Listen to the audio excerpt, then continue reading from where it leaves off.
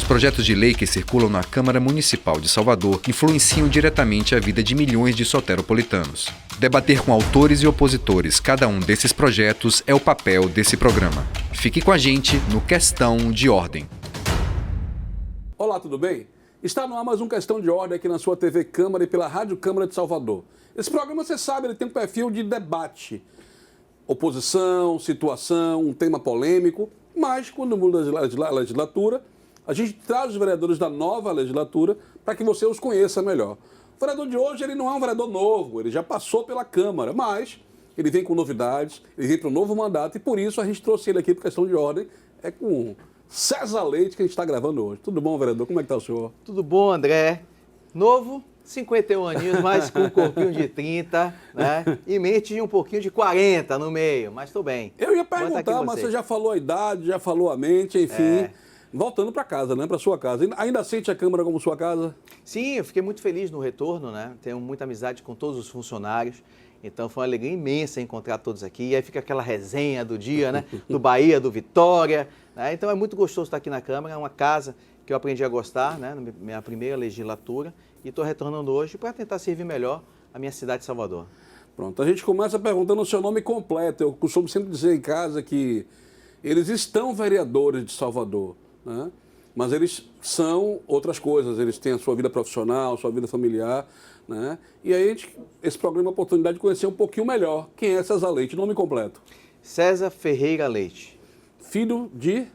Eliane Maria Ferreira Leite e Adilson Cordeiro Leite. Eu conheço pessoas ligadas à sua mãe. Depois a gente conversa, que inclusive dizem que é uma pessoa muito espirituosa. Dona Alia. Ali é o maior cabo eleitoral que eu tenho, meu amigo. Minha mãe, realmente, ela é fenomenal. Ela consegue movimentar muitas pessoas, né? Muitos grupos, faz muito trabalho social. Tá? Ela é espírita, né, minha mãe? Então, nos centros espíritas, ela consegue movimentar bastante as pessoas, né? Eu sou evangélico. Então, a gente consegue, no domingo, a gente se encontra em família. No almoço? No almoço, sempre. E a gente consegue conversar sobre assuntos importantes de Salvador e do dia a dia da gente, né? Vereador, se você que está em casa olhar bem aqui o estúdio, procurar, você não vai achar a banda. Não tem a banda, não tem os músicos. Mas o sobrenome Leite, o senhor é parente de Cláudia Leite, canta... Não, André. Agora, engraçado, eu viajei, né, com meu filho, quando fez 15 anos, aí levei ele para a Espanha, porque ele é torcedor do Real Madrid, Thiago. E aí, os 15 anos, vão para a Espanha para você conhecer o estádio do Real Madrid, o Santiago Bernabéu, né? E aí ele ficou apaixonado e tal. E quando a gente foi viajando para Barcelona, eu fui devolver o carro, foi eu e ele. Chegando lá, aí o cara olhou assim, César Leite, César Leite, César Leite, né, o espanhol. Você é primo da parente da Cláudia Leite? Aí começou a querer dançar, meu amigo. Uma situação meio constrangedora, o espanhol dançando axé. Foi uma coisa meio estranha. Eu falei, não sou parente da Cláudia Leite. Apesar da Cláudia ter estudado, inclusive no colégio que eu estudei, né? Que foi o Integral, o Colégio Integral. Né? Mas é só isso, a única coisa comum a única coisa comum foi isso aí. E também você saiu em defesa dela. Agora, recentemente, teve um assunto polêmico, ela queria tirar o nome, trocar o nome Iemanjá por Yeshua.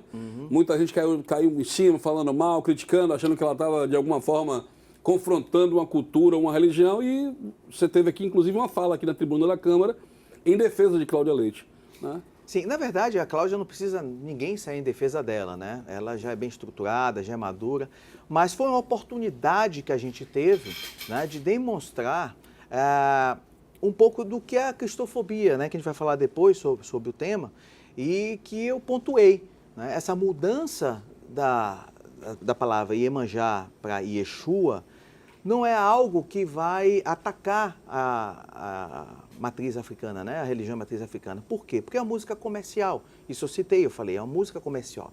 Não é uma música de cântico sagrado, não é uma música que se toque em terreiro. Mesmo porque o nome dessa música é caranguejo. Não é um hino, não é um hino. Não é um hino. Então, caranguejo é uma quizila do candomblé. O que é quizila? É a proibição do candomblé. Quem é de candomblé não come caranguejo. Por quê? Porque o caranguejo foi amaldiçoado por Iemanjá, comeu pedaços de Omolu, por isso que ela amaldiçoou. E não consegue nunca andar para frente. E, então, o candomblé, ele rechaça o caranguejo. Então, assim, não tinha nenhum sentido dizer que foi um ataque à religião de matriz africana. Então, eu apresentei um pouquinho sobre nosso projeto Cristofobia e foi bem oportuno. Já a gente vai ficar... Olha, você que está assistindo o programa agora, a gente está conversando com o vereador César Leite aqui, falando sobre vida pessoal. Esse é o primeiro bloco do programa. Depois a gente vai falar sobre política, eu vou falar também sobre o projeto de lei que está perto de sancionar na casa, em Salvador, que vai defender as pessoas que são cristãs. Já eu digo, o nome é Cristofobia, é contra a cristofobia. Ele vai explicar tudo daqui a pouquinho. Agora, por enquanto, vida pessoal. Não é cantor, não é parente de Cláudia Leite, mas já foi confundido assim lá da Espanha. Ninguém sabia. Olha aí, olha o furo, vereador. Tá vendo? Agora já toquei em banda, viu? Mas não de carnaval. Banda de garagem? Banda de rock. Eu tinha uma banda chamada Estigma. Na época, Estigma, tocava rock and rock dos anos 60. Eu era tecladista e fazia, às vezes, base de guitarra, né? Música dos Beatles, Rolling Stones. Na época do Camisa de Vênus, dessa época? Na época que tinha Úteros em Fúria, né? Era Retrofoguetes, né? Que tinha que era a banda de Rogério, Ratos de Porão, aí tinha gente Estigma, tinha Fábio, que era do Doutor Cascadura. Então tinha uma turma boa naquela época do rock and roll da Bahia. A gente tocava em vários cenários aqui, né, em Salvador, em vários bares de Salvador. E, infelizmente, a gente não vê mais isso, né? É uma dificuldade muito grande você ver hoje barzinho que toque rock and roll. Tem alguns bares na Pituba que ainda se mantém, né, com bandas de rock. É uma pena, né? Isso é uma pena. Geralmente, tanto na política quanto na medicina, né, funciona muito a questão da hierarquia, né? Não por imposição. E eu digo assim, até me refazer, me reconstruir. Qualquer profissão. Né? O próprio Senhor Jesus Cristo, todo mundo afirma que ele era carpinteiro apenas pelo fato de José ser carpinteiro. Ninguém não tem nada, não tem nenhum registro bíblico que mostre Jesus numa carpintaria ou numa ação de carpintaria, mas afirmam que ele era porque é natural o filho seguir a profissão do pai. Na medicina e na política isso é muito forte. Sim. Seu pai era médico? Meu pai era médico, ele era obstetra, foi diretor de hospital há muitos anos aqui, na época o Hospital Manuel Vitorino, que fazia obstetrícia, né? Então foi muito tempo. E eu nasci lá, inclusive. Você nasceu aí, tá vendo aí? Quem então, sabe... Trabalhou com minha avó, provavelmente. Imagina que sim, minha avó trabalhou lá há muito tempo. Era Hospital Federal. Hospital Federal, exatamente. E depois meu pai resolveu fazer direito. Então ele foi o primeiro médico a fazer direito médico, a defender, né, médicos por ações contra, né, no Brasil. Qual é o nome do seu pai? Adilson Cordeiro Leite. Adilson Cordeiro Leite. Lá no Clube dos Médicos, eu jogo bola também, era conhecido como Adilson Mal. Ele jogava de volante, né? Mas não é mal porque era ruim, maldoso, não. É porque o apelido dele chamava todo mundo de mal. Não, meu pai jogava muita bola. Meu pai jogava no Vitória. Meu pai jogou no Vitória, na época armador.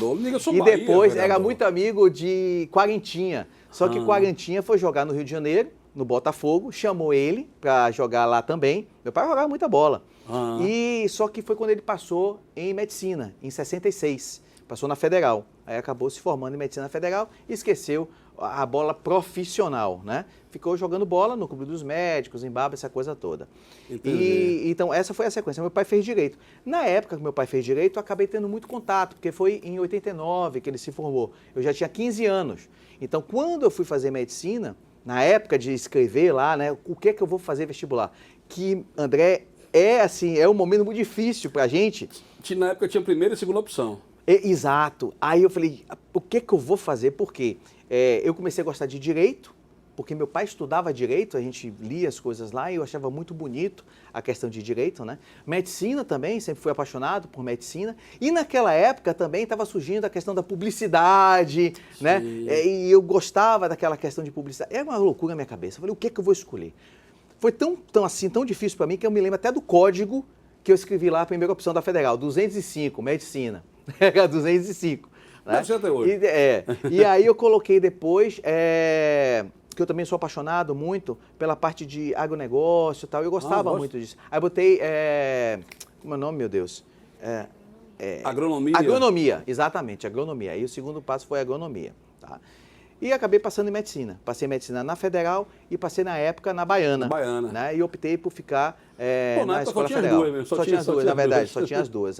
Foi a minha formação de medicina, né? Que eu me formei entre 16 e 17 anos. Estava completando 17 anos na Federal, me formei. Depois eu fiz cirurgia geral pelo Roberto Santos. E após o Roberto Santos, fui fazer cirurgia vascular já no Rio Grande do Sul. Tá? Fiz pelo Rio Grande do Sul. no complexo Nossa Senhora da Conceição, Porto Alegre. Eu vou perguntar daqui a pouquinho, né? Mas dando uma pescada, juntando uma peça do quebra-cabeça, foi lá conhecer a esposa. Eu tô falando rápido, é porque eu sou emergencista. Não, pode tá ficar bom, à vontade. então? Não, Então tá bom. eu tenho um negócio comigo. Eu preciso me policiar porque quem acabou com a minha comunicação, mas que eu, graças a Deus, consegui recuperar, foi a questão do rádio de rua, fazer a Transamérica. Sim. Transamérica, nada contra a Transamérica, muito pelo contrário. Eu até agradeço a escola para muita gente, inclusive para mim. Sim. Mas a comunicação é muito rápida. É. TV a gente tem um pouquinho mais de tempo que o rádio, apesar de ser apaixonado por rádio, porque eu sou apaixonado por rádio. E o podcast está aí, pessoal. O rádio vai acabar. O rádio tanto não acabou, que acabou influenciando as pessoas. O podcast é rádio. Podcast é rádio, porque o rádio não vai acabar nunca. Exatamente. Então a gente tem essa comunicação. Imagine eu operando a emergência, um tiro sangrando, paciente ali sangrando. Eu vou, por obséquio, Vossa Excelência pode passar um gaze aqui para mim? Não tem. Vai, vamos. Entendeu? Então eu acabei me acostumando a isso. São 28 anos, né? Então é o seguinte, seu pai ficou feliz com a sua opção da medicina e não do direito? Ficou, porque a medicina é apaixonante, né? A gente poder trazer vidas para esse mundo e salvar vidas é uma coisa assim que realmente muito emociona a gente, né? No dia a dia, a gente vê a felicidade do rosto de uma família quando recebe uma nova vida ou quando a gente consegue salvar uma nova vida e ao mesmo tempo a gente tem a sensibilidade no momento da passagem de algum ente querido, que é muito difícil de fazer isso, mas com treinamento, isso é muito importante falar, treinamento com o dia a dia, né? Você vai ter a forma melhor de falar com um familiar quando há uma perda. Tá? Então, isso traz uma humanidade muito grande para a gente, é o que eu costumo falar. Eu sou fã do homem. A gente vive um mundo hoje, André, muito triste. Um pensador, um filósofo, Augusto Comte, ele falou já no século XIX sobre o Ocidente, né? É a eterna luta do homem contra a sua espécie. Então, infelizmente, ao longo de, vamos falar de décadas... É o homem acabando com o próprio homem. É o homem acabando com o próprio homem. O homem não presta, o homem não vale nada, o homem... Aí começa a desumanização. Então, se o homem não vale nada... Aí muda o nome. Sociedade é homem, do mesmo jeito, da sociedade então, não presta. Se o homem não vale nada, então, se ele morre no assassinato, também é um número, não tem nenhum valor, né? Então, o aborto... Como dizem hoje, vulgarmente falando, até se você fala assim, até uma dica para você, a TV Câmara, ela existe para isso, né? Para fugir completamente da baixaria. Não vou falar aqui o nome de nenhuma TV, mas a nossa TV a gente não tem baixaria, não tem mesmo. Hoje, quando a pessoa morre, eu vejo alguns programas de televisão, um CPF cancelado. Você já ouviu esse termo, né, vereador? Então, assim... A morte, banalizando a morte. A banalização. E essa banalização vai até a questão do aborto. Então, o que é um feto, um bebê? Não é nada, né? Ia ser um homem. Então, se não vale nada, não tem por que ele viver. Então, essa questão da desumanização já vem acontecendo há muito tempo. Eu sou fã do homem. De uma forma geral, né? Para ficar homem, mulher, homem, ser humano, humanidade. De um refrão. Então, fé na vida, fé no homem, fé no que virá. No que virá, então. Nós somos imagem e semelhança de Deus. Então, nós precisamos saber que também somos falhos. E a gente precisa ajudar o irmão que está do lado a melhorar. Então, esse é um processo que nem todo mundo quer fazer, mas é preciso fazer. Tá? Então, eu sigo mesmo nessa linha. Pois é. Seguinte, ó, o senhor falou sobre estudar, fazer uma graduação, uma especialização no Rio Grande do Sul. Sim. Família. Antes de entrar na sua família, você tem irmãos, filho único, seu pai e sua mãe? Como eu tenho 3 irmãos, Ricardo Leite, né? Andréa Leite e Larissa Dória. Alguém médico? Alguém advogado? Meu irmão é médico, é oftalmologista. Minha irmã é advogada, trabalha na justiça, tá? E minha outra irmã, ela faz marketing. Ela é empresária. Tem uns Leite também, não é Leite, Leitão Guerra são pessoas... Leitão Guerra faz oftalmologista, né? Conheço também. A família, né? É a família, mas não faz parte da minha família. Não faz parte da família, não? Não. Vamos lá, agora vamos passar para a família que César Leite formou.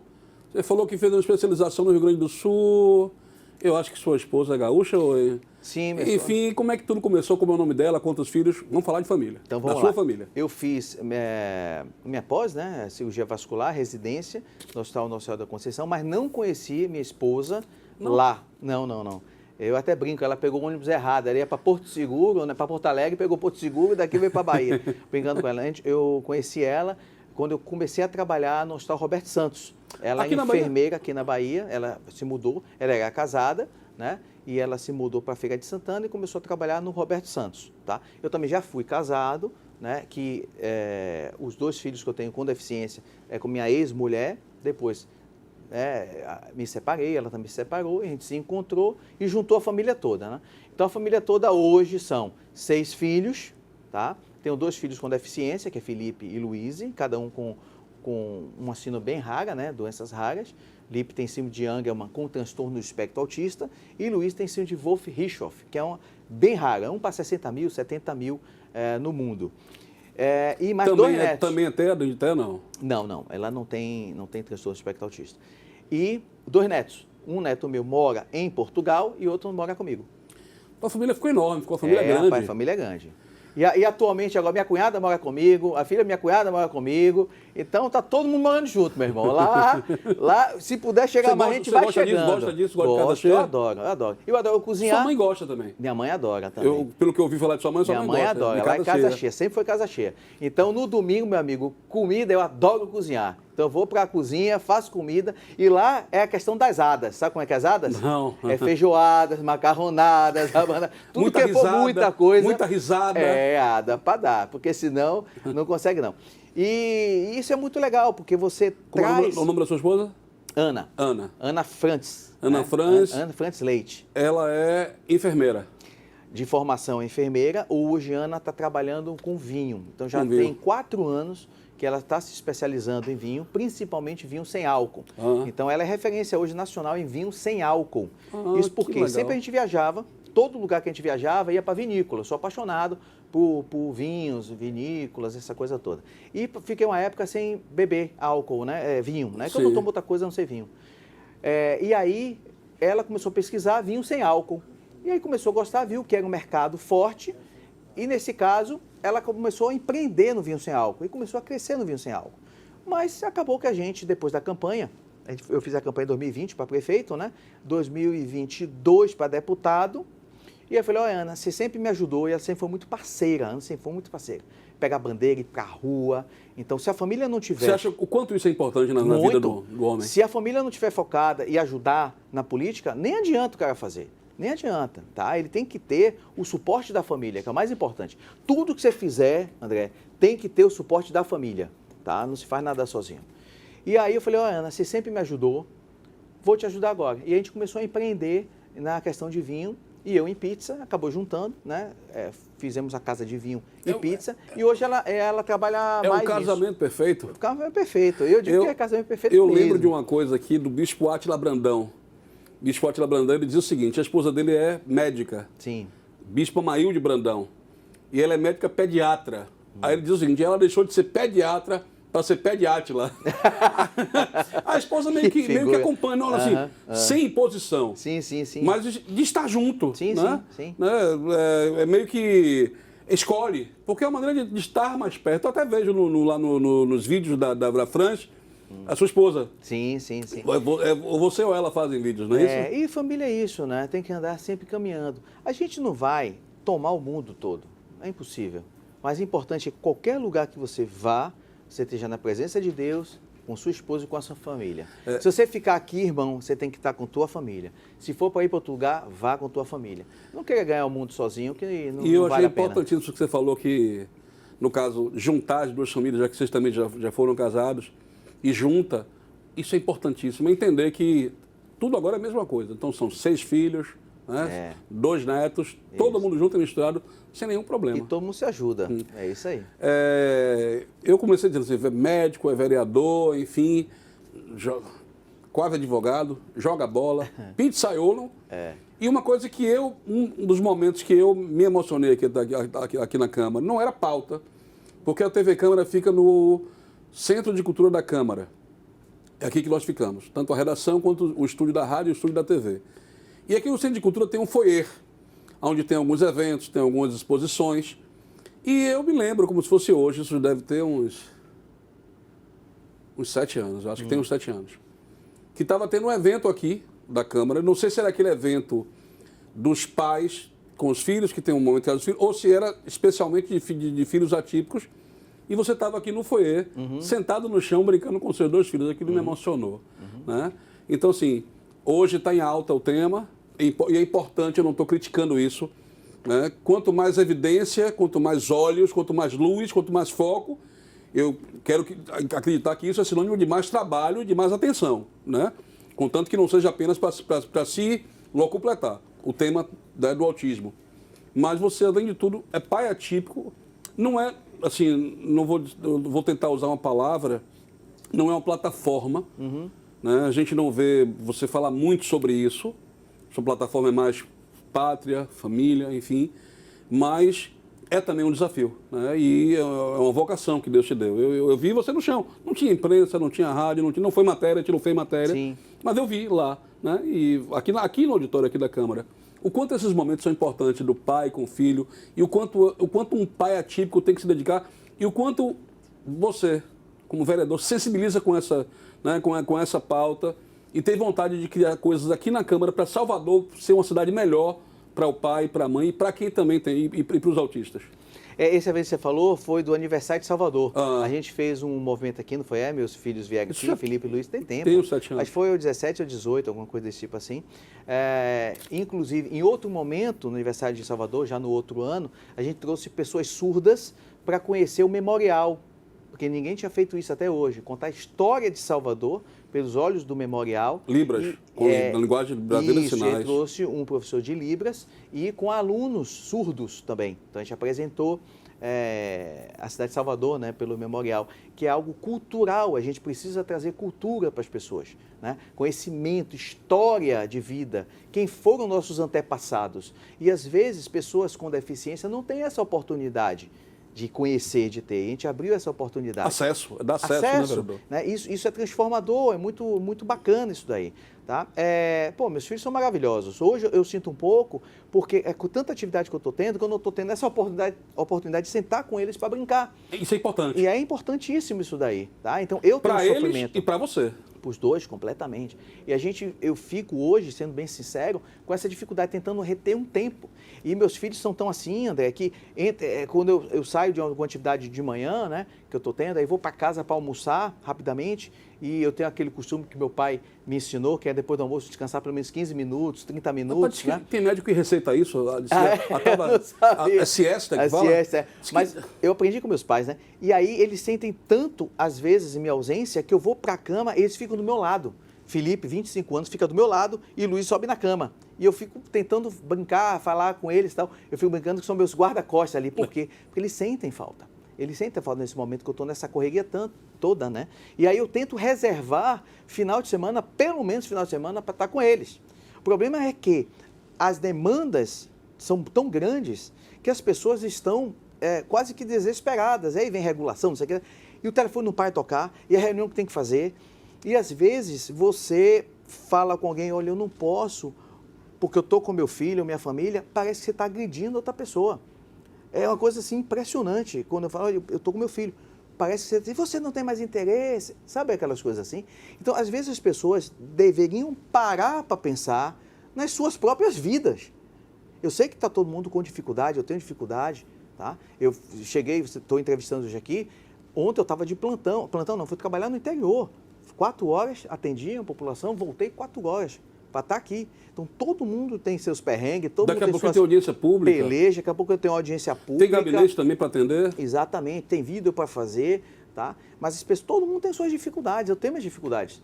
Agora, a gente tem que entender que o mais importante é a família. E quando a gente fala, olha, eu preciso de um tempo para minha família, parece que o outro não está entendendo.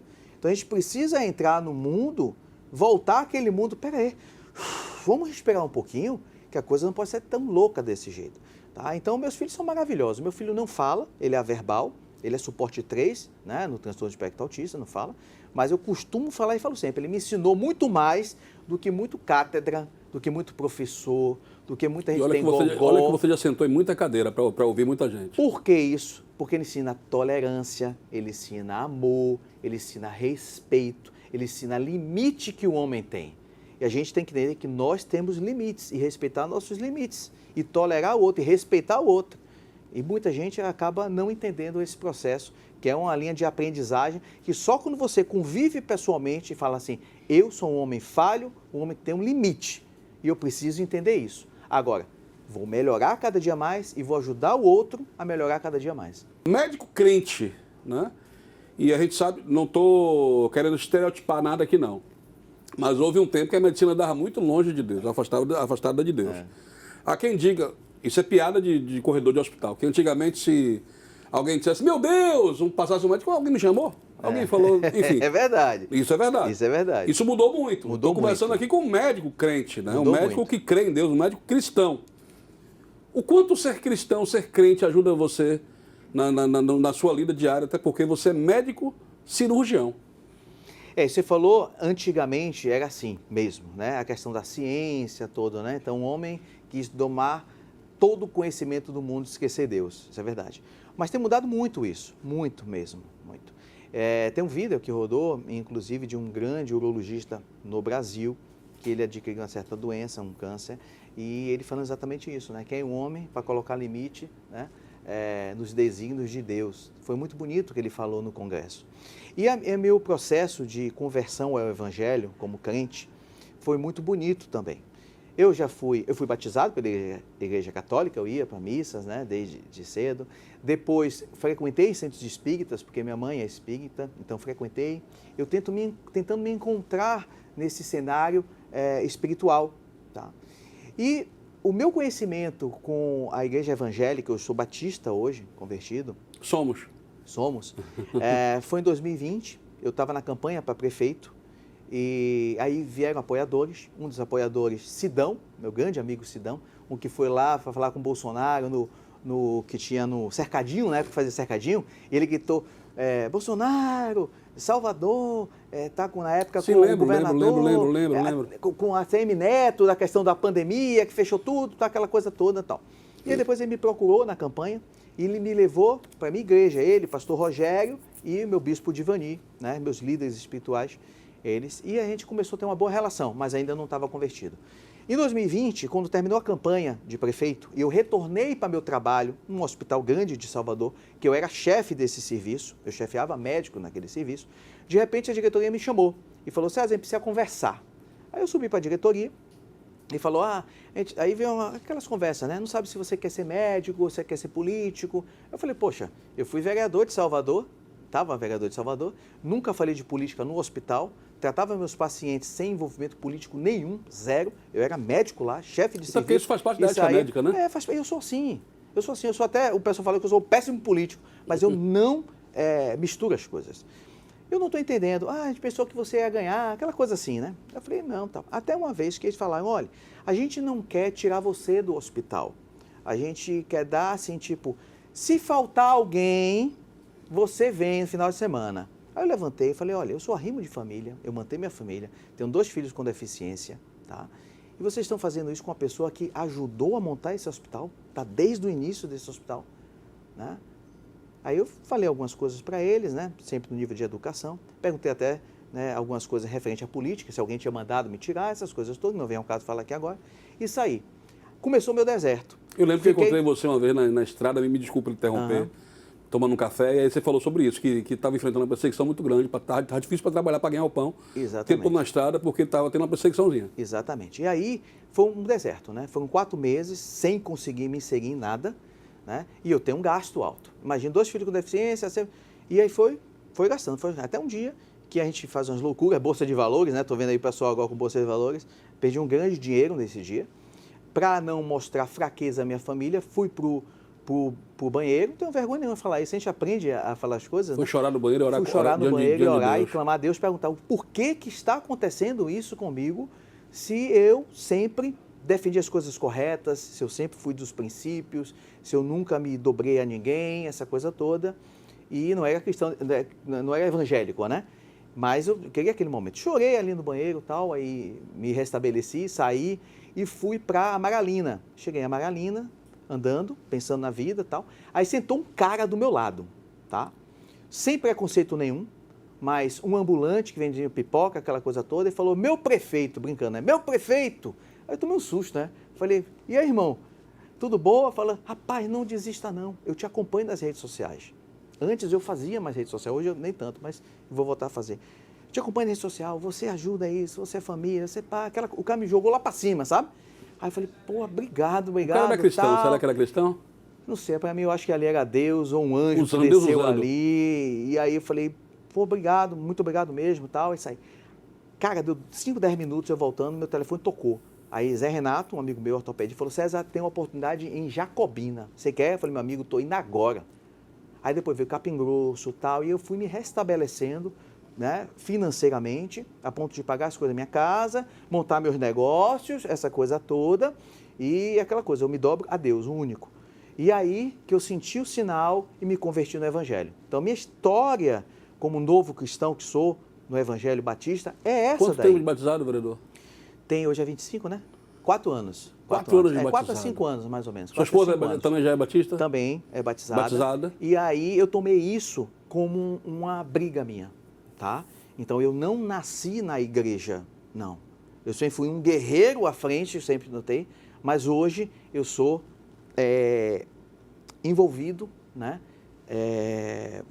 Com o sacerdócio. Com as causas do reino. Com as causas do reino. Então, isso eu estou tomando como briga para mim. É por isso que, às vezes, as pessoas não entendem, por causa dos meus projetos, por que eu estou indo, porque eu tive a sinalização, né? Eu tive isso. E eu acho que o mundo é muito melhor se a gente tiver princípios corretos de amor, né? De defesa da família, defesa de Deus, que isso faz com que a gente tenha realmente uma sociedade de prosperidade e não de inimizade, de ódio, de luta, de brigas.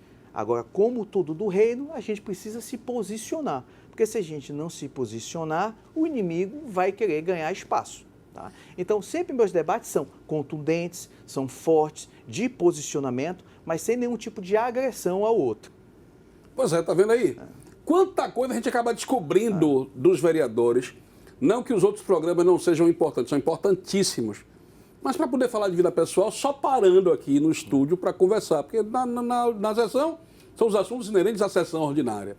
Numa audiência pública, assuntos inerentes àquela audiência pública. Mas a questão de ordem muda um pouco da configuração exatamente para isso. Se você gostou, está gostando do primeiro bloco, daqui a pouco a gente vai ali rapidinho e volta. Não muda o canal, não muda a estação da rádio, porque a TV Câmara e a Rádio Câmara tem um compromisso com você e a sua família. A gente falou sobre vida pessoal com o César Leite, com o médico César Leite, com o pai César Leite, com o pizzaiolo César Leite.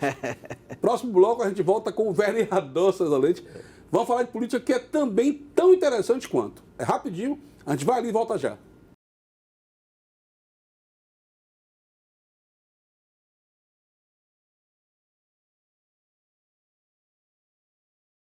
Pois é, voltamos aqui no Questão de Ordem. Nosso entrevistado é o vereador César Leite.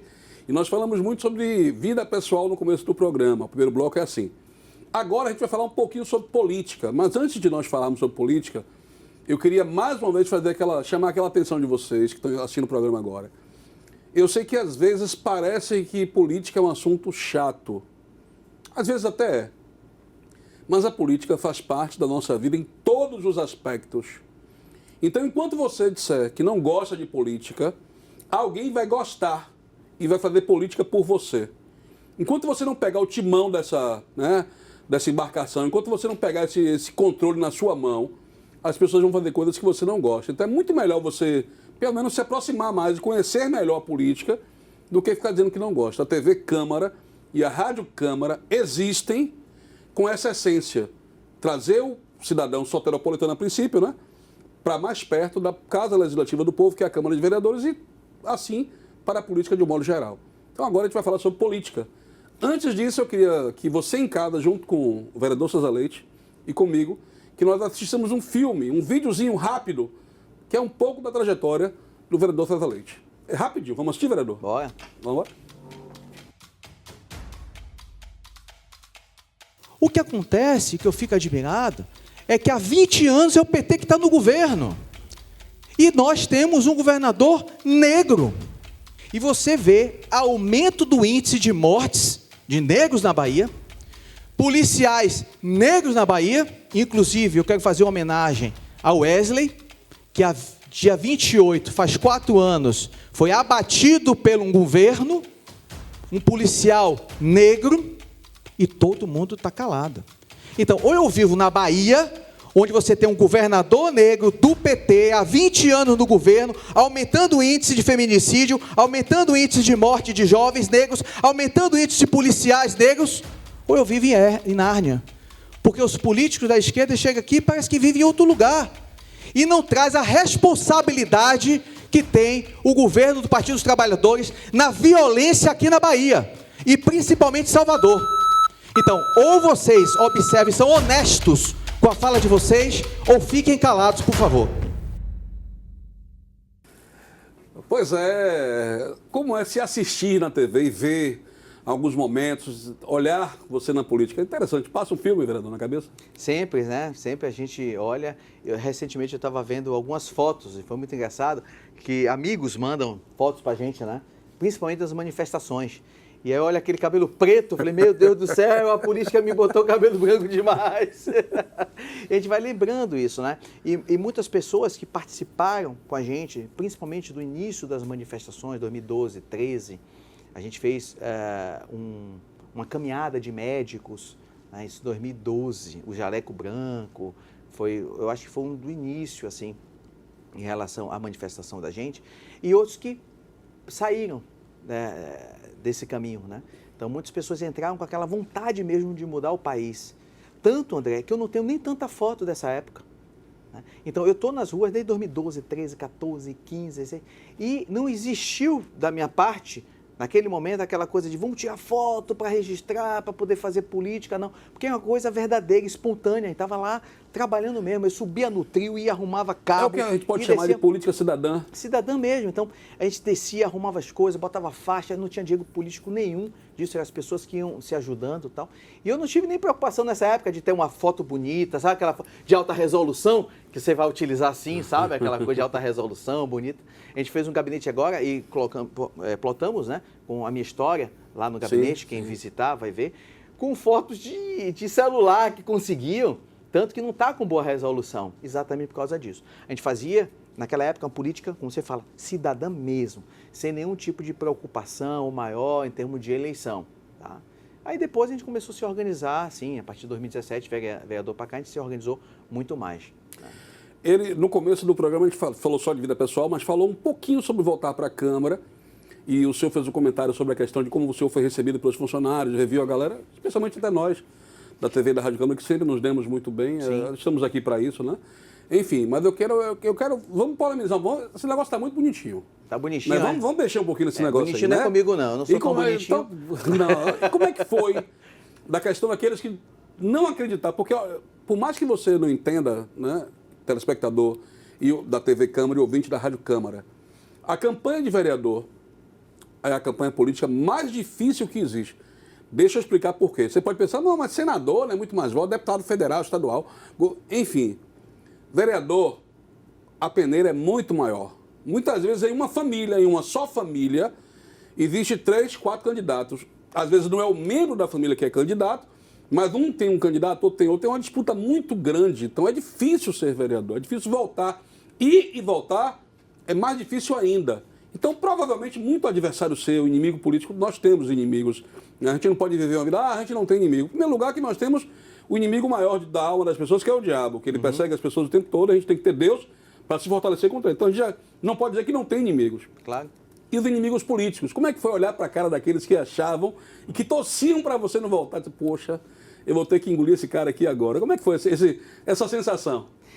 Em relação à política, graças a Deus, eu tenho crescido bastante na política. Tá? Mesmo sem recursos, altos recursos, a gente tem aumentado o nosso número de votos. Porque quem está votando em César Leite, e César continua sendo o mesmo, ele continua votando e sendo uma força motriz para trazer outras pessoas. Então, eu fazendo uma análise do meu gráfico de votos, eu tenho crescido. Tanto que nessa última eleição de vereador, eu tive mais votos do que minha outra eleição de vereador, sem ter tanto tempo para poder fazer a campanha. E sem ter a estrutura de um gabinete. E você falou muito bem, né? Pizzaiolo, então eu estava trabalhando. Tinha pessoa que chegava lá na loja da gente, mas César está na campanha, você aqui fazendo pizza. Eu falei, calma, relaxe que meus eleitores estão por aqui, brincando, né? Mas eu estava que ter que trabalhar, porque eu estava sem funcionário, na época, estava começando, eu tinha que trabalhar. Mas as pessoas que gostam de mim, elas fazem a campanha de forma espontânea. Isso é muito legal. O meu voto é o verdadeiro voto de opinião. Voto de opinião. Aquele voto livre, aquele que não depende de favores de nada, não depende da compra que acontece, quem sabe que acontece, não tem envolvimento com a força hoje que está acontecendo na política, a força do tráfico de drogas, que impõe determinado eleitor votar em determinado político. Não, o nosso voto é do cidadão livre. Isso tem se multiplicado. O grande inimigo, André, não é aquele inimigo declarado, esse é o pior. Não, o inimigo declarado é mais tranquilo, porque você sabe quem é, você sabe como lutar. O pior inimigo é aquele que você acha que está do teu lado. Que dá tapinha nas costas. Que dá tapinha nas costas, que está dentro do teu próprio partido. Porque o que se vê no partido, internamente, é, eu preciso vencer tal pessoa, independente do que eu faça. Ou seja, eu posso expor, eu posso mentir, eu posso fazer fake news. Eu posso fingir. Eu posso formar vídeos mentirosos, como fizeram contra mim, dentro do partido que eu estava. Né? Só que o cara é tão assim, idiota, que ele botava o vídeo contra mim, fazia uma montagem contra mim, e aí eu fiquei muito chateado. Eu, inclusive, dei queixa na delegacia, porque botou meu filho envolvido nisso, meu filho autista. Que absurdo. E aí depois botava a campanha dele. Né, dizendo, esse aqui é isso, esse é falso, mas esse daqui é muito bom, você está entendendo? Então, isso é canalice. Esse é o tipo de política que você jamais faria? Jamais, nunca fiz. Então, isso é canalice. Então, como alguém pode se dizer, dentro de um partido que fala Deus, pátria e família, e eu defendo Deus, e eu defendo família, eu sou família. Então, alguém que fala, eu defendo a família, mas quem é você na tua família? Qual a responsabilidade tua na tua família? O que você representa dentro dela? Né? O que você representa na defesa de Deus? Porque o slogan é bonito, Deus, pátria e família. Mas o que é que você faz para contribuir nisso? Então, essas mesmas pessoas que estão dentro do partido nosso, né, do PL, que defende isso, você ter pessoas lá dentro que utilizam-se do partido para tentar se eleger com métodos canalhas esse é o principal inimigo. Mas Deus dá sempre a resposta. Então, graças a Deus, eu venci, né? O outro que venceu foi Aleluia, tá? E essa pessoa não entrou. Eu lembro que, durante um momento, quando você era vereador, você tentou entrar no PL, ou não conseguiu, mudou de... Não teve um negócio desse? Não, o que aconteceu foi o seguinte, quando fui candidato a prefeito, o único partido que podia me aceitar era o PRTB. Sim. Não tinha tempo de televisão, não tinha dinheiro público, mas para mim era uma joia, porque eu queria sair candidato a prefeito. Muitos falaram, César, você vai deixar de ser vereador porque a sua eleição está garantida. Eu não acho eleição garantida de jeito nenhum, mas pelo que eu estava fazendo, né, pela nossa posição, aí eu falei, não, mas eu não estou na política para ficar ganhando posição política. Eu estou aqui para mostrar o que eu acho que está errado, né? Defender segmento de sociedade. Eu quero debate. Infelizmente, André, nessa época que eu saí candidato a prefeito pelo PRTB, eu discuti, inclusive, com alguns canais de televisão. Eu ligava para o canal de televisão, que ia ter o debate, falei, eu quero participar. E o canal falava, olha, mas o senhor não pode participar. Eu falei, mas por que eu não posso participar? Porque teu partido não tem deputado federal, que é exigência, o senhor é obrigado a chamar o senhor se tiver deputado federal. Eu falei, mas pela democracia eu queria ser ouvido. Então, não é uma condição de proibição não chamar, você está entendendo? Entendi. Então, poderia me chamar, só que não queriam me chamar, porque sabe o meu perfil. Aí não me chamaram. Nesse dia teve um determinado canal, foi a meu debate. O que é que aconteceu? Eu fiquei em frente a como chama? O local, né, que tem a sede, desse canal de TV. E a gente pegou, uma pessoa cedeu o espaço pra gente, e a gente fez uma live na frente, comentando o debate dos prefeitos, e eu, candidato a prefeito.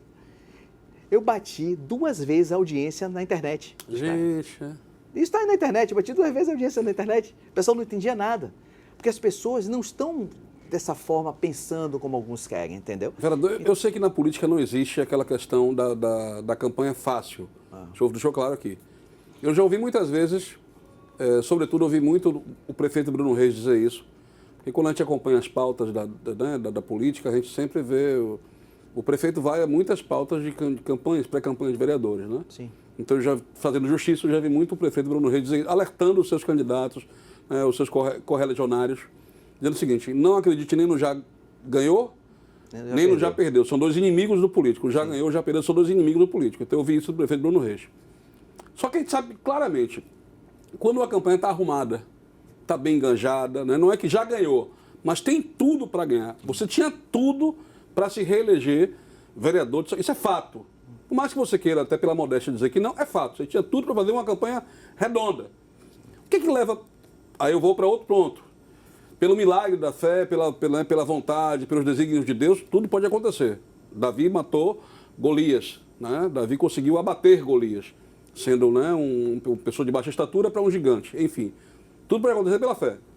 Era impossível você ser prefeito de Salvador, você sabia disso. Né? Mas o que te fez abrir mão de uma campanha redonda para tentar ser prefeito, sabendo que você podia ficar sem mandato? Não tinha nenhum candidato da direita. Eu precisava debater assuntos importantes de Salvador, no nosso viés conservador. Então, como eu falo, a política para mim é um meio de melhorar a vida de meu irmão e não um meio de melhorar a minha vida. Então, eu me coloquei como candidato a prefeito nessas condições que você está falando. Você abriu mão? Abri mão do mandato para ter a oportunidade de debater. Nós conseguimos debater alguns assuntos. Sim. Poderia mais? Poderia mais. Se me dessem oportunidade na TV, com certeza nós conseguiríamos mais votos. Porque a população está sedenta de algumas informações, de alguns posicionamentos. Então, depois da prefeitura, né, de 2020, eu voltei à minha vida normal. Tive esse... Foi quando eu te encontrei na estrada, a gente tomou café lá, não vou dizer o nome, mas... Sim, claro. Eu quero fazer propaganda da estrada, né? Da estrada. Do resto não, né? Enfim, e aí a gente tomou um café e você falou o quanto estava sendo difícil. Difícil, e aí acabei tomando essa porrada, essa peleja, né, que eu citei anteriormente, mas aí saí candidato a deputado estadual. Saí candidato a deputado estadual pelo PSC, né, tinha conversado na época com o presidente da época, Heber Santana, há muito tempo, já tinha organizado com ele, já tinha feito todo um fluxo de trabalho que ia ser. Você foi vereador pelo PSC, inclusive? Não, fui vereador pelo PSDB. PSDB. E aí, o PL me chamou até um dia antes. Né? O Roma me ligou, todo mundo me ligou do PL um dia antes da questão do registro, né? Finalizar o registro. E falou, César, venha para cá, que a gente já fez as pesquisas e você está eleito aqui no PL. Aí eu falei, muito obrigado, não deu palavra. Mas eu já dei minha palavra. Já dei minha palavra ao PSC, eu não tiro minha palavra. É uma coisa minha, assim, quem me conhece sabe, eu não tiro minha palavra. É por isso que eu até brinco, né, com as pessoas, pelo amor de Deus, não faz eu fazer qualquer tipo de acordo, não faz porque eu dar palavra, eu não consigo quebrar isso daí, né? Então, fiquei no PSC. É bom avisar até os assessores, aí quando for assim, joga até uma água, faz eu sumir, faz eu sair correndo, não me faça deixar a palavra que é o meu problema, aprendi desde cedo com meu pai. E aí eu tive quase 41 mil votos para deputado estadual, fui muito bem votado. Se fosse no PL, se estivesse no PL, eu seria o segundo pelos números de votos. Porque o Vitor teve 60, né? E o Leandro teve 39.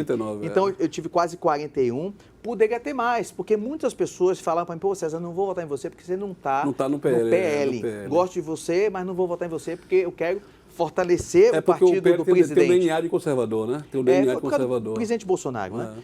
Pelo presidente Bolsonaro. Tive uma campanha também contra mim, algumas pessoas, os inimigos que você acha que está do lado, né, que eu cheguei a ouvir, falar assim, não vote do candidato bolsonarista que está no PSC. Então, candidatos políticos falando isso, gastando seu tempo para falar isso. Né? Então, eu fui muito metralhado, porque pela sanha do poder, do querer conquistar o poder. Eu acredito que cada um tem que buscar seu caminho, cada um tem que fazer valer o seu caminho, de forma legítima. E não ficar atacando outras pessoas para tentar que aquele voto que ia para mim fosse para ele. Isso aí é de uma sei lá, um mau caratismo. Uma baixeza. Então, eu não consigo dividir isso. E são pessoas que, assim, em tese, são de direita. Então, a gente precisa rever essa questão. Se a gente tem um posicionamento de ser pessoas corretas, pessoas alinhadas à presença de Deus, pessoas que querem ética, moral, a gente tem que se fazer valer dessas características e dessas virtudes. Tá? Então, isso é fundamental. Eu levo à risca isso daí, André. Então, acabou que eu não entrei. Com quase 41 mil votos, não entrei. Mas Deus permitiu que eu me tornasse vereador de Salvador novamente, e ainda com mais votos do que anteriormente. Assim, não é uma tarefa fácil. Lembrar que nesse ano que você concorreu a deputado ainda tinha pandemia ainda. Sem dúvida. Prefeito também tinha pandemia, você concorreu com pandemia. Mas ainda assim, a pergunta que não quer calar.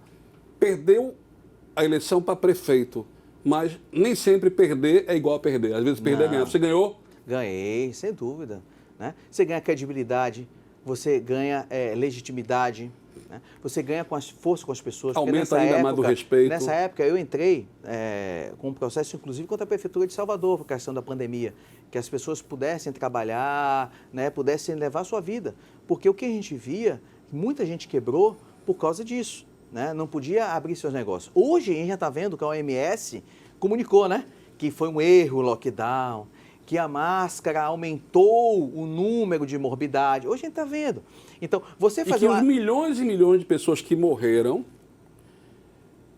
menos milhões de pessoas se todo mundo tivesse agido normalmente. Eu não estou aqui, eu não sou médico. Não vamos entrar nessa discussão. Não sou médico. Não vamos entrar nessa discussão, que é uma discussão muito polêmica, mas o que eu via naquela época é pessoas querendo trabalhar, pessoas trabalhando de forma clandestina, inclusive, para manter suas famílias. Porque precisavam pagar suas contas, precisavam Ou seja, elas não comer. estavam respeitando o lockdown. Era ótimo para mim, enquanto político, irmão. Tá em casa. Meu dinheiro estava caindo na conta. Mas aquela pessoa que não tem condição, não tem carteira de trabalho, né? Não tem um negócio, às vezes, precisa correr atrás do pão dela, ver o filho dela sofrendo, como é que ela faz? E aí você, de forma geral, eu falo nacional, você faz uma campanha de você vai matar. Mas você vai matar como? Vai matar da doença ou da fome? Ou sem um tipo de contato? Rapaz, foi uma coisa muito difícil naquela época. Hoje a gente está vendo o que aconteceu. Então, eu me posicionei dessa forma. E o que as pessoas, eu acredito, querem ver é posicionamento. Quem é aquele cara? Quem é aquele cara ali? É aquele cara liso que vai para um lado, vai para o outro, fica em cima do muro, uma hora é vermelho, uma hora é azul? Ou é aquele cara que mesmo perdendo, mesmo se sacrificando, ele se mantém no seu posicionamento? Então, eu sempre pensei dessa forma na política, tá? Por isso, nem sempre perder é igual a perder. Não. Agora, você comentou que o seu começo, né, da política não foi política de mandato. Você começou na rua de jaleco, reivindicando, protestando. Mas ter mandato te deu o sabor de você poder combater, protestar com a caneta, com o voto, com o gabinete, com a estrutura. Sim. Depois você perde tudo isso e volta a fazer política sem mandato. Como é que foi isso? Fazer política sem mandato. E agora? Graças a Deus, baseado no nosso mandato, né, inicial, a gente fez uma base muito grande de pessoas que acompanham a gente.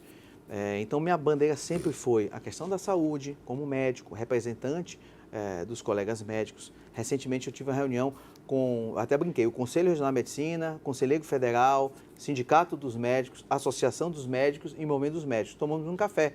Eu até brinquei, porque eu estou cheio de prestígio aqui, né? Porque todas as entidades da Bahia estão conosco aqui. Por quê? Para eu colocar meu mandato à disposição da classe médica. Então, coloquei meu mandato à disposição da classe médica. Então, a saúde sempre foi um foco para a gente importante. Bandeira pessoas com deficiência, que foi a primeira bandeira que eu defendi. A primeira vez que eu saí candidato, era só eu e minha esposa ligando para pessoas, pedindo voto. pais, pedindo voto. E sua mãe? Minha mãe, na época sua mãe ganhou muito mais votos para você do que você mesmo. Na época eu tive 1.970 e poucos votos, né? E foi assim, votos honrados, aquela 1900 coisa toda. pouco? Então 1.800 e pouco foi sua mãe. Com certeza, minha mãe foi. E, então, pessoas com deficiência não é uma bandeira assim, bonitinha, né? Que eu vivo, é meu dia a dia, pessoa com deficiência. Quando você falou que existem outros vereadores, outros políticos que defendem e espera que não seja algo de modinha, eu tenho um pensamento que é um pensamento até libertário, que se fala, estou tentando lembrar o autor dessa palavra, não lembro agora, mas fala o seguinte: não importa quem faça, desde que faça a coisa certa. Então, isso eu levo na minha vida. Então, mesmo que sejam aquelas pessoas que, de forma interior, né, não tem nenhum problema, ou nem acredita tanto nisso, mas acha que, por ter tantos autistas na Bahia, ou é um segmento que pode dar voto, ele faz a coisa certa, para mim já está valendo. Porque o Senhor Jesus falou assim, aqueles que não são contra nós, são por nós. Exatamente. Era um grupo que pregava o evangelho e não estava com eles. Os discípulos foram se queixar e falaram, não, eles estão pregando, não são contra nós, são por nós. Se está fazendo a coisa certa, é o que está valendo. Tá? Então, graças a Deus, muitos políticos já estão aderindo à bandeira, né, de pessoa com deficiência. Isso é muito bom, porque realmente tem bandeiras reais. Eu tive o primeiro assessor parlamentar autista do Brasil. que foi o Emerson, né? Isso no meu primeiro mandato. Então, ele andava muito com a mãe, agarrado com a mãe, aquela coisa. Ele já tinha 19 anos, né? A mãe não soltava ele de jeito nenhum. A gente colocou ele no gabinete, como boy, né? Para levar os documentos, né? Aquela coisa toda. Colocamos um psicólogo para poder fazer essa parte de adaptação com o gabinete. De repente, Emerson começou a levar o documento, voltar. A Câmara já conhecia ele. Ele já estava fazendo as coisas dele. Daqui a pouco começou a ganhar dinheiro, lógico, ganhar dinheiro. Comprou seu computador, que ele queria comprar. Daqui a pouco já estava ajudando a família financeiramente. Daqui a pouco conseguiu a namorada, aí que foi o problema. Porque a mãe chegou, meu Deus, agora está com namorada, vai levar meu filho e tal. Ou seja, ele precisava de uma oportunidade que nunca ninguém tinha dado. E quando você tem uma pessoa autista ou com algum problema neurológico, é difícil você fazer a inclusão dele, porque precisa de adaptação, precisa de tempo. E muitas empresas hoje não estão tendo a paciência e o tempo necessário para fazer esse tipo de treinamento, entendeu? Então é a grande dificuldade que pessoas com deficiência têm da inserção do trabalho. É por isso que vai preenche cota, aí pega o surdo e bota para sempre para cotador do supermercado. Mas será que o surdo não tem outra capacidade? Tem. Só que você precisa dar tempo para ele poder se adaptar e criar meios para isso. Só que para preencher uma lei de cotas, pega, não, bota lá no empacotador, só vai. Você está entendendo como é que é? Então, a gente tem uma sociedade... Olha, a gente tocou no assunto, me permita a interrupção, vereador, que isso é importantíssimo. Isso é a cota dentro das empresas para que a pessoa com deficiência trabalhe. Ela não é um cala-boca, né? Ela não é um tapinha nas costas, não. Até porque a gente sabe que a maior parte das pessoas que têm deficiência, elas têm um BPC, elas têm um auxílio, elas recebem, né, um salário mínimo. E muitas vezes, na maioria das vezes, as vagas das vagas de trabalho são para um salário mínimo. E muitas vezes elas nem querem ir por isso. Mas é para que elas vivam, para que elas participem da sociedade. Veja o exemplo de Emerson, que trabalhou no gabinete do vereador César Leite. Né? Só o fato de ir para a rua, de trabalhar, o quanto isso melhora a vida das pessoas. Até para que as empresas façam uma política séria em relação a isso e não usem isso só pela cota por cota. Exatamente. É um grande problema que a gente tem, né? A lei é importante, sempre é importante, você normatizar coisas da sociedade que ocorrem conflitos. Então, eu entendo o Estado dessa forma.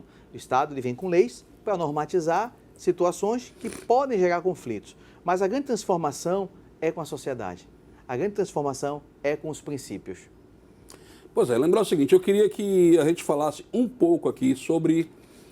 Você falou que o seu voto é um voto de opinião, né? Salvador tem 165 bairros, mais ou menos. Alguns falam 168, enfim. Você tem ideia de que bairros você foi mais votado? Sim, a gente faz um levantamento, né? Isso é quase o dever de casa do político. A gente tem que melhorar muito mais nos bairros do subúrbio. Tá? A gente trabalha lá, você trabalhou lá. Eu trabalhei no estado do subúrbio, muitos anos. Tá? Meu maior índice de votos é a Zona 1, Zona 2, Zona 3, Zona 10, que é Graça, Barra, Pituba, Estiepe, Itaigara. Durante anos eu fui o primeiro na Pituba em eleição, né? Porque eu moro na Pituba, né? A gente tem um convívio muito grande no bairro. Tá? Itapuã também tem muito voto em Itapuã. Então, se for ver, beirando a Orla, aquela área toda, a gente tem maior número de votos. Tá? Foram 8.676 votos nessa área toda daí. Quando fui candidato a deputado, eu tive 27 mil votos em Salvador. Eu fui o 5º ou 6º deputado mais votado em Salvador, quando fui candidato a deputado. Então, a gente tem uma adesão de pessoas que acreditam no nosso trabalho. O que eu preciso hoje é avançar no trabalho também comunitário, né? Para que as pessoas que vivem em comunidades tenham essa percepção, né? Que não é só a gente... É isso que eu tento falar com a equipe também. A gente luta pela liberdade, a gente luta por defesa de Cristo, a gente luta pela saúde de uma forma geral, né, do trabalho e tudo. Mas a gente precisa entender qual é o processo dentro de uma comunidade para tentar também ajudar essas pessoas. Infelizmente, na política, André, e aí, eu não sei nem como falar isso, mas a questão financeira é muito grande. E aí, quando você vai para uma comunidade, quanto mais pobre a comunidade, ou quanto mais dependente a comunidade, né, a questão financeira, recurso financeiro entre políticos, ele pesa mais.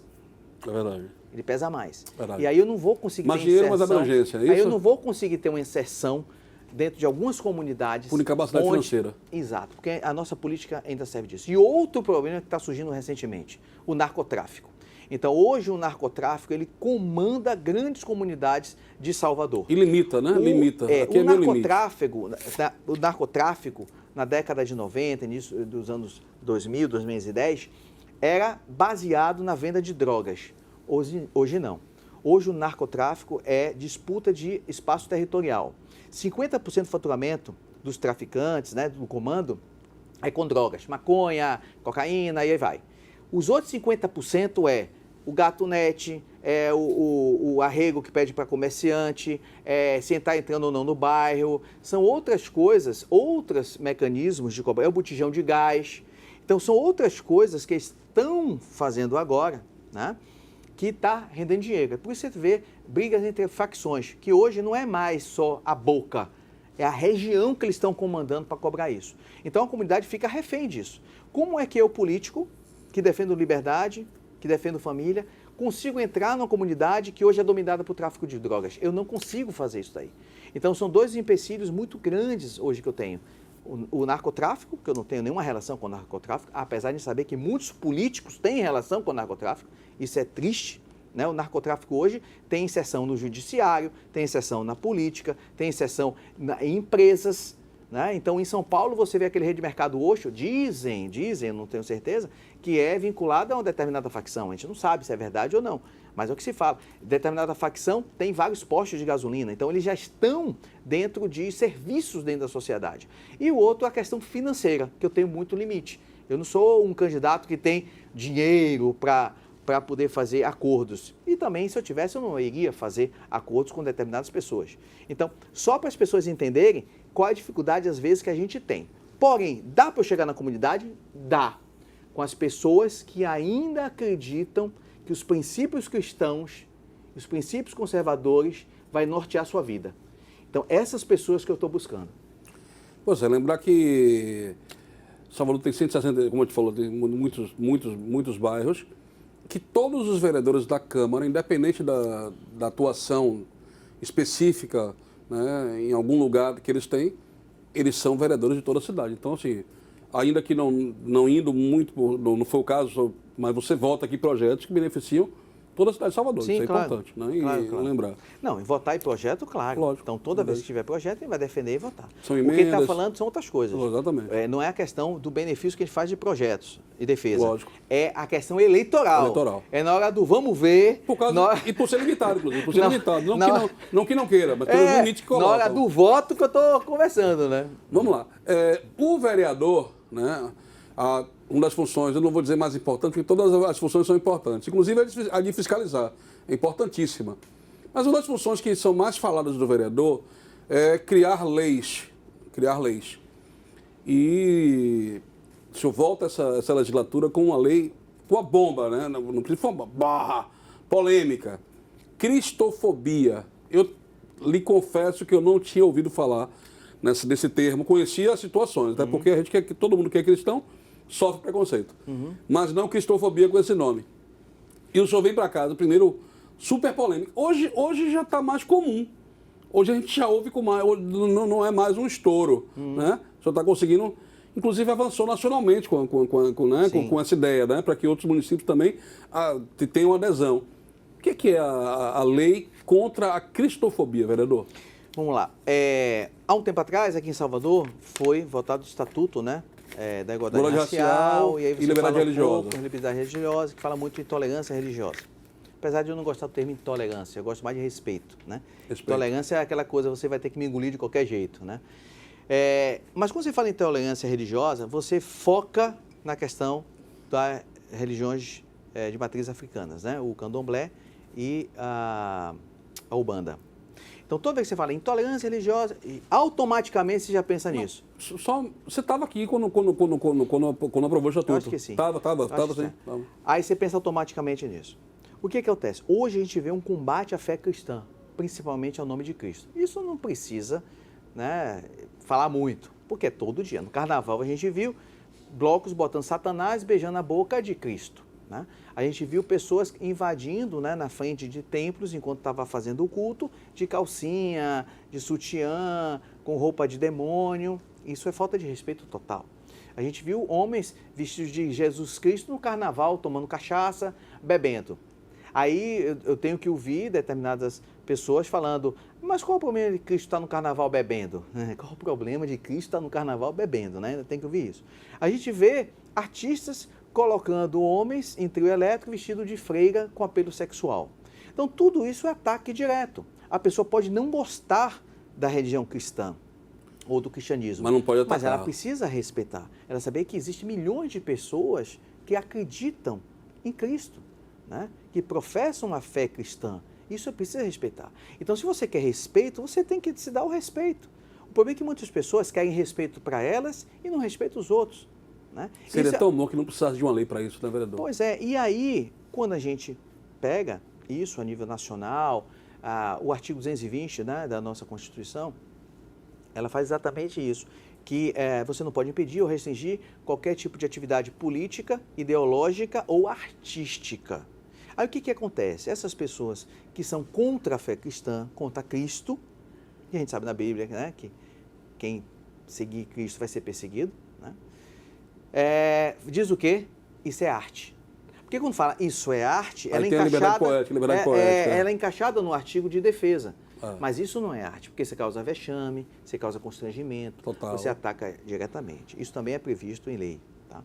Então, o que a gente está fazendo? Está trazendo isso à discussão para criar dentro desse projeto de lei, sem polêmica nenhuma, primeiro, um canal de comunicação com a prefeitura, de forma que a pessoa possa ligar ou fazer uma comunicação e falar, olha, eu fui vítima de uma cristofobia. Eu sou pastor, eu sou freira, eu sou padre, eu sou um evangelista, eu sou alguém que estava com a minha Bíblia e fui atacado, né? Fui xingado, eu fui, né, vilipendiado aqui de alguma forma. Preterido, humilhado. E aí vai fazer o índice, né? Porque se você não tem queixas, se você não tem um local que acolha essas informações, não existe. Aí você chega a qualquer delegacia... Não tem estatística, né? Não tem estatística. Fala, existe cristofobia? Não, não existe, porque a gente nunca teve queixa. Então não existe. Apesar de saber que está no Zap, que está nas outras coisas todas. Esse é um ponto. Segundo, discussão entre as religiões. A gente não quer atacar a religião e não vai atacar a religião, mas a gente precisa se defender. E precisa ter um diálogo entre essas religiões. Isso é muito importante. Então, isso traz no projeto. Terceiro, impedir sim que a pessoa, ou pessoa física ou jurídica, de uma forma geral, né, uma empresa, coloque ataques diretos a Cristo, com tudo que eu citei, roupa de Cristo, que faça pornografia, essa coisa toda. Se for em carnaval ou alguma empresa que não tenha contratação pela Prefeitura de Salvador, sendo condenado, não seja contratado. E pessoa física, uma multa de 3 salários mínimos. Então, basicamente, é isso que prevê o projeto. A gente já fez uma audiência pública, que foi muito legal essa audiência pública, né? Ela está no processo da CCJ, já tem relatoria para ser votada na CCJ. Depois que passar pelas comissões, aí sim vai para o plenário. Já apresentei para diversos vereadores em Salvador, pessoalmente, isento de religião, isento de bandeira partidária. Falei sobre o projeto, tá? Ainda me coloquei... Os cristãos e os que não são cristãos também. Exatamente, porque a gente precisa de voto de todos, né? E para apresentar, se quiser apresentar emenda, algumas coisas, mas não que deturpe, lógico, a gente vai sempre acompanhar isso daí. Então está aberto, né? Já viajei para Brasília, estive com os principais líderes cristãos do Brasil, né? Deputados federais, estive com o deputado Gilberto Nascimento, que é o presidente da Frente Evangélica, né? No Parlamento, no Congresso, com a Cristiana Tonieto, que é da parte católica também, o senador Magno Malta, então, a ministra Damares, então vários políticos que são alinhados, né, com a fé cristã, para que eles expandam isso daí, né, para outros vereadores, outros deputados, que no Brasil realmente a gente tenha uma rede de proteção a Cristo, tá? Que é importante. Eu sempre falo que é importante. E na última reunião que eu tive com o Café Pastoral, falei exatamente isso. A conquista de Jericó foi mediante oração, mediante a presença de Deus? Foi, sem dúvida. Mas rodou 7 vezes e estava a Arca da Aliança e tinha homens na frente e atrás. Ou seja, os homens falando, esse é meu Deus. Eu estou aqui para proteger como ele me protege, mas eu também protejo ele. Então, isso é importante que os homens entendam. Não que só, não, isso deixa para lá, pode acontecer, se for da vontade. Se você não acordar todo dia de manhã, né, com aquela vontade de trabalhar, de crescer, de prosperar, proteger sua família, né, e de professar sua fé, não vai acontecer de forma espontânea. Você precisa ter sua ação. Então é essa ação que nós estamos trazendo, não só aqui para Salvador, como para o Brasil todo. No televisão e rádio a gente não tem todo o tempo que a gente queria ter. Eu já passei do tempo, mas eu agradeço a tolerância da minha equipe, a tolerância do nosso diretor. E eu queria falar só sobre... Você tem muitos projetos aqui na casa, não vou poder falar em todos, mas uma indicação sua, né? E porque isso me fez lembrar da minha época estudantil, né? Tanto da escola, quanto acadêmica, quanto na faculdade. Quando nós tínhamos a Juventude Batista, que a gente se reunia, a gente não tinha uma coisa determinada, mas a gente se reunia nos cantos para orar, enfim, que é o intervalo bíblico. Né? A gente falar um pouquinho sobre isso rapidamente para a gente encerrar nosso programa, a gente não tem todo o tempo do mundo. Intervalo bíblico é muito simples. Eu indico ao prefeito que durante o intervalo de escola tem um espaço para que os alunos possam lá orar, louvar, se encontrar, estar na presença, né? De uma forma de edificação. Melhor do que nosso alunato estar na rua, cheirando ou se envolvendo com coisas erradas. Fumando cigarro. Agora, não é nada obrigatório, é espontâneo. Não vai ter, como o pessoal está pensando, entrar pastor ou padre para fazer isso. São os próprios alunos. É um momento de respeito. É só isso que é o intervalo bíblico. Agora, se eu puder adiantar um pouquinho, tem também nossa indicação Código de Salvador, que é rebocar as casas de Salvador e pintar colorido. Sim, esse eu não posso deixar de falar, claro. No dique do Tororó. Eu até tinha para te perguntar. Que eu já conversei com o prefeito, ele gostou, está vendo o mecanismo e vai ser um novo cartão postal de Salvador. Eu acho que o que te influenciou foi sua viagem pela Europa, viu? Agora, pronto, bom, vamos encerrar com ele. Esse Código de Salvador, ele é uma parceria com o Morar Melhor, seria isso mais ou menos? Seria tipo o Morar Melhor. Ao invés de ser interno, seria externo. Já conversei com o prefeito, ele está vendo uma forma de rebocar rápido e pintar. Agora imagine o dique ali, com aquelas casas todas coloridas. Né? Imagine o subúrbio com aquelas casas todas coloridas. É muito bonito. Muda o cenário. Isso é um cartão postal. Então isso também traz emprego e renda, né? Isso traz outra imagem, posicionamento. E melhora até o ambiente das pessoas que estão lá, que moram naquele lugar, Sem dúvida nenhuma. Temos várias ideias, temos vários projetos e aí tem que ser outro programa para a gente conversar. Pois é, agradeço a você que ficou com a gente até agora, tanto no rádio quanto na TV. O vereador César Leite está aqui, ele vai falar daqui a pouquinho, vai se despedir de você. Lembrar que tanto Questão de Ordem como todos os programas da rádio e da TV Câmara, eles têm essa intenção de aproximar você da Câmara de Salvador e dos seus políticos. Você votou em 43 vereadores, então você precisa cobrar, acompanhar e saber o que eles fazem. E eu queria agora dar esses 30 segundos, eu sei que você é bom de comunicação, pode falar, dar seu recado, agradecer os seus votos, falar sobre a melhor pizza de Salvador também. Fique à vontade. Faz teu nome, César Leite. Olha para a Jansen ali e faz teu nome. André, eu queria agradecer a oportunidade de estar aqui com a TV Câmara, né? Falar um pouco sobre nossa vida, que isso é raro, a gente ir para alguma entrevista e falar sobre nossa vida, né? Sobre o nosso eu, quem é César Leite, né? A família que está por trás. Então, eu só queria agradecer mesmo essa oportunidade que Deus me deu de estar nesse momento aqui, só a Ele, né? Ter essa oportunidade mesmo, dar para a gente e agradecer a cada voto que vocês têm nos dado e que isso possa multiplicar, que a gente possa cada vez mais alcançar outros planos políticos para ajudar cada vez mais nossa cidade e nosso estado da Bahia. Obrigado. Obrigado, vereador. Você que está em casa, olha, não muda o canal, não muda a sintonia da rádio, porque nós temos o melhor para você. A gente faz comunicação sem baixaria. Depois tem outra Questão de Ordem já no forno, você vai saber quando estiver no ar. Mas eu sou muito grato a você por tudo isso. É você que paga as contas, é você que paga o meu salário, o salário de Ricardo Atner, o salário de Léo Souza, de Jansen, de todos nós do Twitter também. É por isso que nós fazemos o melhor para você. Muito obrigado, fique com Deus e até mais.